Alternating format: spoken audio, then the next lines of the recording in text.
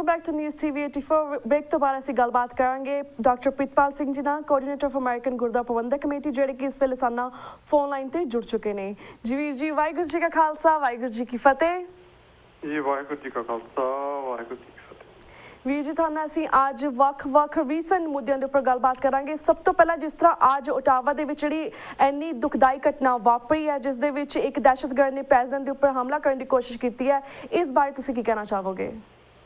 ਦੇਖੋ ਇਹ ਕੱਲਾ ਇੱਕ ਵਿਅਕਤੀ ਤੇ ਜਾਂ ਪ੍ਰੈਜ਼ੀਡੈਂਟ ਤੇ ਹਮਲਾ ਨਹੀਂ, ਇਹ ਸਮੁੱਚੀ ਜਿਹੜੀ ਪਾਰਲੀਮੈਂਟ ਆ ਜੀ ਜਿਹੜੀ ਮਤਲਬ ਇੱਕ ਦੇਸ਼ ਦੇ ਲੋਕਾਂ ਦੇ ਚੁਣੇ ਹੋਏ ਨੁਮਾਇੰਦਿਆਂ ਦਾ ਜਿੱਥੇ ਬੈਠ ਕੇ ਉਹ ਗੱਲ ਕਰਦੇ ਆ, ਜਿਹੜੀ ਕਿ ਇੱਕ ਮਤਲਬ ਇੱਕ ਮੁਲਕ ਵਾਸਤੇ ਇੱਕ ਬੜੀ ਪਵਿੱਤਰ ਜਗ੍ਹਾ ਹੁੰਦੀ ਹੈ, ਉਸ ਸਥਾਨ ਤੇ ਜਿਹੜਾ ਹਮਲਾ ਕਰਨਾ ਇਹ ਹੋਰ ਵੀ ਦੁਖਦਾਈ ਹੈ।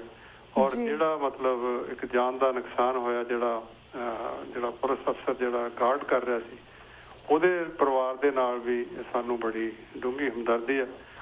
ਉਸ ਦੇਸ਼ ਦੀ ਸੇਵਾ ਕਰਦਾ ਹੋਇਆ ਉਹ ਮਤਲਬ ਸ਼ਹੀਦ ਹੋਇਆ। ਇੱਕ ਬੜੀ ਹੀ ਨਿੰਦਣ ਵਾਲੀ ਦੁਖਦਾਈ ਘਟਨਾ ਹੈ। ਅਸੀਂ ਅਮਰੀਕਨ ਗੁਰਦੁਆਰਾ ਪ੍ਰਬੰਧਕ ਕਮੇਟੀ ਵੱਲੋਂ ਇਸ ਹਮਲੇ ਦੀ ਔਰ ਇਸ ਘਟਨਾ ਦੀ ਜ਼ੋਰਦਾਰ ਸ਼ਬਦਾਂ 'ਚ ਨਿੰਦਾ ਕਰਦੇ ਹਾਂ ਤੇ ਅਰਦਾਸ ਕਰਦੇ ਹਾਂ ਕਿ ਜਿਹੜੀਆਂ ਜਾਨਾਂ ਗਈਆਂ ਉਸ ਪੁਲਿਸ ਅਫਸਰ ਦੀ ਪਰਮਾਤਮਾ ਉਹਨੂੰ ਆਪਣੇ ਚਰਨਾਂ 'ਚ ਨਿਵਾਸ ਬਖਸ਼ੇ। ਜਿਹੜੇ ਸਾਰੇ ਜਿਹੜੇ ਉਹਨਾਂ ਦੇ ਪਰਿਵਾਰ ਦੇ ਦੋਸਤ ਮਿੱਤਰ ਸੰਬੰਧੀ ਆ ਉਹਨਾਂ ਨੂੰ ਜਿਹੜਾ ਇਹ ਘਾਟਾ ਪਿਆ ਉਹ ਪੂਰਾ ਹੋ ਸਕੇ। ਜੀ ਬਿਲਕੁਲ ਵੀਰ ਜੀ। ਤੇ ਵੀਰ ਜੀ ਹੁਣ ਅਸੀਂ ਇੰਡੀਆ ਦੇ ਵਿੱਚ ਚੱਲੇ, ਜਿਸ ਤਰ੍ਹਾਂ ਰੀਸੈਂਟਲੀ ਹਰਿਆਣਾ ਤੇ ਮਹਾਰਾਸ਼ਟਰ ਜਿਹੜੀਆਂ ਚੋਣਾਂ ਪਈਆਂ ਨੇ, ਤੁਸੀਂ ਇਹਨਾਂ ਦੇ ਨਤੀਜਿਆਂ ਨੂੰ ਕਿਵੇਂ ਵੇਖਦੇ ਹੋ? ਆਲਸੋ ਇਹਨਾਂ ਦੇ ਇਮੀਡੀਏਟ ਜਾਂ ਫਿਰ ਫਿਊਚਰ ਦੇ ਵਿੱਚ ਕੀ ਪ੍ਰਭਾਵ ਹੋਣਗੇ, ਇਸ ਬਾਰੇ ਤੁਸੀਂ ਕੀ ਵਿਚਾਰ ਰੱਖਦੇ ਹੋ? ਦੇਖੋ ਜਿਹੜਾ ਮਹਾਰਾਸ਼ਟਰ ਵਿੱਚ ਤੇ ਹਿਮਾਚਲ ਦੇ ਵਿੱਚ ਜਿਹੜੀ ਹਿੰਦੂ ਬਹੁ ਗਿਣਤੀ ਜਮਾਤ ਨੂੰ ਜਿਹੜੀ ਨੁਮਾਇੰਦਾ ਪਾਰਟੀ ਆ ਭਾਰਤੀ ਜਨਤਾ ਪਾਰਟੀ ਜੀ, ਉਹਦੇ ਵਿੱਚ ਉਹਨਾਂ ਨੂੰ ਬਹੁਮਤ ਮਿਲਿਆ।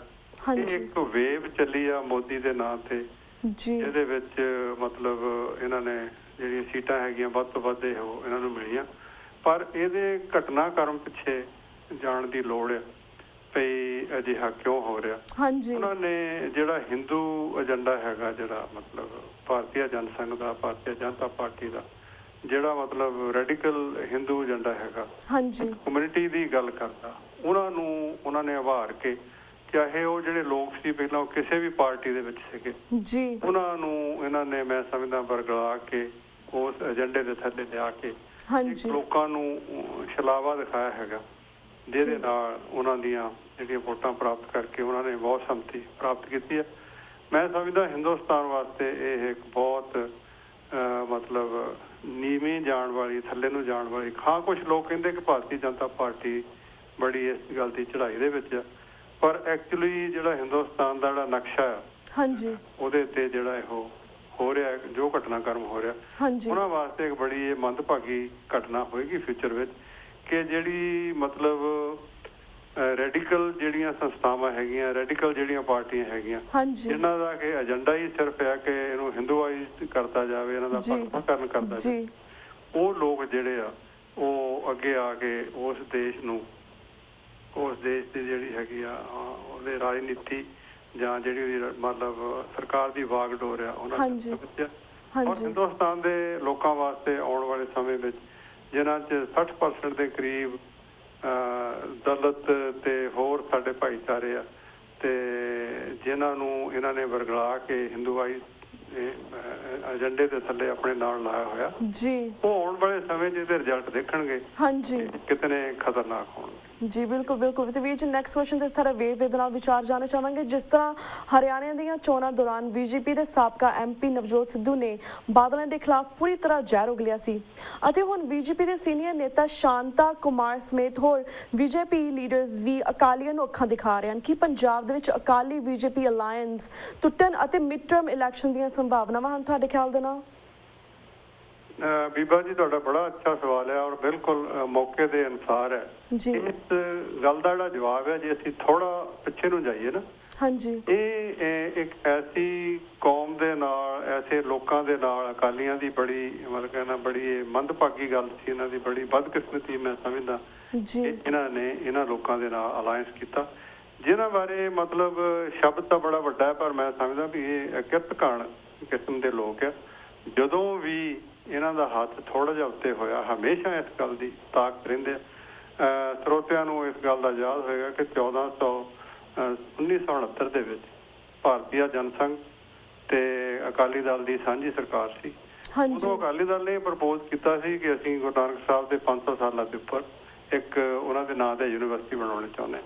ਔਰ ਇਸੇ ਇਸ਼ੂ ਤੇ ਇਹਨਾਂ ਨੇ ਜਿਹੜੀ ਸਰਕਾਰ ਦੇ ਵਿੱਚੋਂ ਅਸਤੀਫੇ ਦੇ ਇਹ ਨਾਂ ਨਹੀਂ ਸੁਣਨਾ ਚਾਹੁੰਦੇ ਕਿਸੇ ਹੋਰ ਦਾ। ਇਹਨਾਂ ਨੇ ਗੁਰੂ ਨਾਨਕ ਸਾਹਿਬ ਦੇ ਨਾਂ ਤੇ ਯੂਨੀਵਰਸਿਟੀ ਬਣਾਉਣ ਤੋਂ ਇਨਕਾਰੀ ਹੋ ਕੇ ਸਰਕਾਰ ਹੀ ਛੱਡ ਦਿੱਤੀ ਜੀ। ਸੋ ਇਹਨਾਂ ਦਾ ਜਦੋਂ ਵੀ ਹੱਥ ਪਿਆ, ਜਦੋਂ ਵੀ ਦਾਅ ਲੱਗੇਗਾ, ਇਹ ਇਸ ਤਰ੍ਹਾਂ ਹੀ ਕਰਨਗੇ।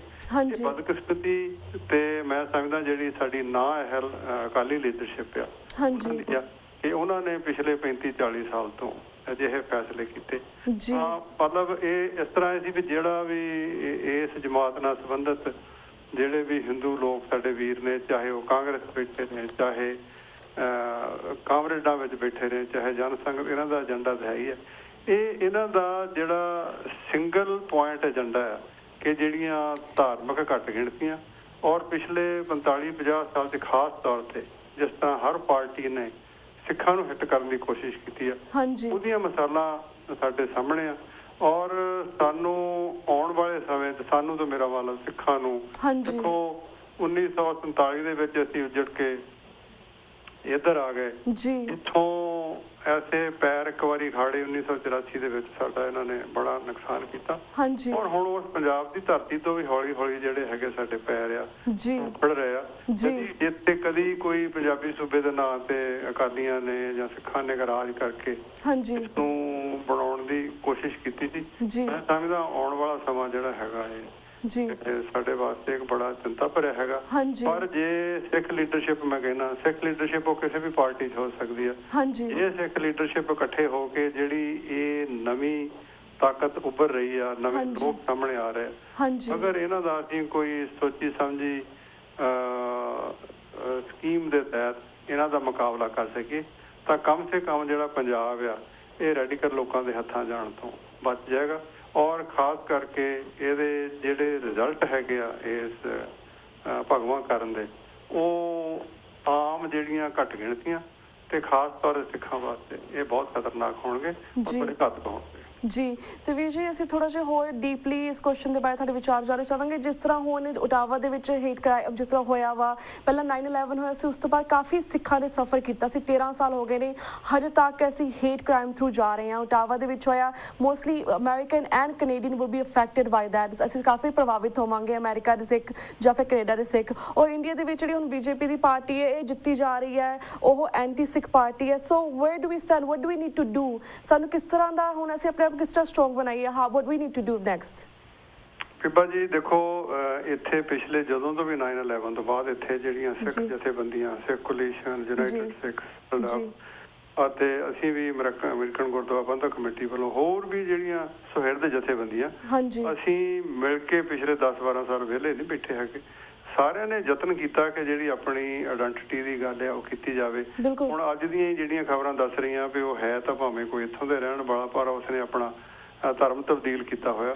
ਦੇਖੋ ਇਹੋ ਜਿਹੀਆਂ ਜਿਹੜੀਆਂ ਘਟਨਾਵਾਂ ਤੇ ਤੁਸੀਂ ਇੱਕਦਮ ਰੋਕ ਤਾਂ ਨਹੀਂ ਲਾ ਸਕਦੇ। ਅਸੀਂ ਆਪਣੇ ਜਿਹੜੇ ਲੋਕ ਆ ਇੱਥੋਂ ਦੇ ਰਹਿਣ ਵਾਲੇ ਜਾਂ ਜਿਹਨਾਂ ਮੁਲਕਾਂ 'ਚ ਵੀ ਅਸੀਂ ਰਹਿੰਦੇ ਆ, ਅਸੀਂ ਉਹਨਾਂ ਨੂੰ ਜਾਣੂ ਕਰਵਾਵਾਂਗੇ ਜਿਹੜੇ ਹਾਲਾਤ ਆ, ਇਸ ਤੋਂ ਪਹਿਲਾਂ ਕਿ ਕਿਸੇ ਵੀ ਨਤੀਜੇ ਤੇ ਜੰਪ ਕੀਤਾ ਜਾਵੇ। ਜਿਹੜੀ ਅਸਲੀਅਤ ਆ ਉਹ ਦੇਖਣੀ ਚਾਹੀਦੀ ਆ ਵੀ ਬੰਦੇ ਕੌਣ ਹੈ, ਕਿਹਨਾਂ ਨੇ ਹਮਲਾ ਕੀਤਾ, ਔਰ ਹਮਲਾਵਰ ਨੂੰ ਪਛਾਣ ਕੇ ਜਾਂ ਜਿਹੜੀ ਉਹ ਹਮਲਾਵਰ ਜਮਾਤ ਆ ਜਿਹੜੇ ਉਹ ਕੰਮ ਕਰ ਰਹੇ ਨੇ ਉਹਨਾਂ ਨੂੰ ਪਛਾਣ ਕੇ ਹੀ ਉਹਨਾਂ ਨੂੰ ਮਤਲਬ ਜਸਟਿਸ ਦੇ ਸਾਹਮਣੇ ਲਿਆਂਦਾ ਜਾਵੇ, ਨਾ ਕਿ ਜਿਹੜੇ ਇਨੋਸੈਂਟ ਹੋਰ ਲੋਕ ਹੈ ਉਹਨਾਂ ਦੇ ਉੱਪਰ ਕੋਈ ਹਮਲਾ ਕੀਤਾ ਜਾਵੇ। ਅਸੀਂ ਅਪੀਲ ਕਰਦੇ ਹਾਂ ਅਮਰੀਕਾ ਦੀ ਸਰਕਾਰ ਨੂੰ ਵੀ ਤੇ ਖਾਸ ਤੌਰ ਤੇ ਕੈਨੇਡੀਅਨ ਸਰਕਾਰ ਨੂੰ ਕਿ ਜਿਹੜੀਆਂ ਵੀ ਇਸ ਹਮਲੇ ਤੋਂ ਬਾਅਦ ਅਗਰ ਕੋਈ ਉੱਥੇ ਘੱਟ ਗਿਣਤੀਆਂ ਆਪਣੇ ਆਪ ਨੂੰ ਕਿਸੇ ਕਾਰਨ ਕਰਕੇ ਅਸੁਰੱਖਿਅਤ ਮਹਿਸੂਸ ਕਰ ਰਹੀਆਂ, ਉਹਨਾਂ ਦਾ ਪੂਰੇ ਜਾਨ ਮਾਲ ਦੀ ਜਿਹੜੀ ਰਾਖੀ ਉਹਨਾਂ ਦਾ ਫਰਜ਼ ਆ ਕਿ ਹਰ ਸ਼ਹਿਰੀ ਦੀ ਉਹ ਜਾਨ ਮਾਲ ਦੀ ਰਾਖੀ ਕਰਨ। ਤੇ ਅਸੀਂ ਵੀ ਦੁਬਾਰਾ ਫਿਰ ਇੱਕ ਵਾਰੀ ਬੇਨਤੀ ਕਰਦੇ ਹਾਂ ਕਿ ਅਸੀਂ ਕੋਸ਼ਿਸ਼ ਕਰਾਂਗੇ ਕਿ ਜਿਹੜਾ ਆਪਣੇ ਜਿਹੜੇ ਸਾਡੇ ਸਿੱਖ ਭਾਈਚਾਰਾ ਆ ਉਹਨਾਂ ਦੇ ਅਗਰ ਕੋਈ ਇਸ ਤਰ੍ਹਾਂ ਦੀ ਗੱਲ ਆਉਂਦੀ ਆ ਤੇ ਅਸੀਂ ਉਸ ਦਾ ਵੀ ਮਤਲਬ ਲੋਕਾਂ ਨੂੰ ਉੱਥੋਂ ਜਾਣੂ ਕਰਵਾ ਸਕੀਏ। ਬਿਲਕੁਲ ਬਿਲਕੁਲ, ਥੈਂਕ ਯੂ ਸੋ ਮਚ ਵੀਰ ਜੀ, ਤੁਸੀਂ ਬੜੀ ਯੂਜ਼ਫੁਲ ਇਨਫੋਰਮੇਸ਼ਨ ਦਿੱਤੀ। ਆਲਸੋ ਤੁਸੀਂ ਆਪਣੇ ਇਹਨਾਂ ਮੁੱਦਿਆਂ ਦੇ ਉੱਪਰ ਆਪਣੇ ਵਿਚਾਰ ਸਾਂਝੇ ਕੀਤੇ। ਹੁਣ ਵਕਤ ਹੋ ਗਿਆ ਤੁਹਾਡੇ ਕੋਲ ਇਜਾਜ਼ਤ ਲੈਣ ਦਾ ਵੀਰ ਜੀ। ਵਾਹਿਗੁਰੂ ਜੀ ਕਾ ਖਾਲਸਾ, ਵਾਹਿਗੁਰੂ ਜੀ ਕੀ ਫਤਿਹ। ਜੀ ਵਾਹਿਗੁਰੂ ਜੀ ਕਾ ਖਾਲਸਾ, ਵਾਹਿਗੁਰੂ ਜੀ ਕੀ ਫਤਿਹ। ਵਿਊਅਰਸ, ਵਕਤ ਹੋ ਗਿਆ ਤੁਹਾਡੇ ਕੋਲ ਇਜਾਜ਼ਤ ਲੈਣ ਦਾ। ਕੱਲ ਮਿਲਾਂਗੇ ਸੇਮ ਟਾਈਮ ਸੇਮ ਸ਼ੋ ਤੇ, ਤਦ ਤੱਕ ਲਈ ਵਾਹਿਗੁਰੂ ਜੀ ਕਾ ਖਾਲਸਾ, ਵਾਹਿਗੁਰੂ ਜੀ ਕੀ ਫਤਿਹ।